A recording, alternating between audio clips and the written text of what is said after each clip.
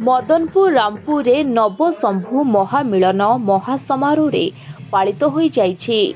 एही अवसर में 9 गोटी दंड दल एकत्रित होई निजर पराकाष्ठा प्रदर्शन करिसेंति। प्रतिवर्ष भली ए वर्ष महा आडंबर नवशंभु मिलन अनुष्ठित हो जाइछि। एहाकु नेई रामपुर चलचंचल होई उठिछि। आंचलिक कामना दंड पक्षरु एही नवशंभु महामिलन अनुष्ठित हो जाइछि। समस्त दंड दल धूली दांड पानी दंड अग्नि दंड प्रदर्शन करथिले। प्रति दंड दलर दंडुआ माने बहु कष्ट सही एही व्रत पालन करथिले। समस्त दंड दल प्रचंड खरारे एही दंड नृत्य करिथांती। दंडुआ माने शक्तिर उपासक अटंती।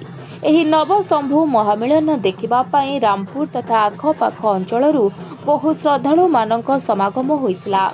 एही आंचलिक कामना दंडर कर्मकर्ता उपस्थित रहिथिले। कलाहांडीरू Balaram Bagarti report, voice of Odisha live.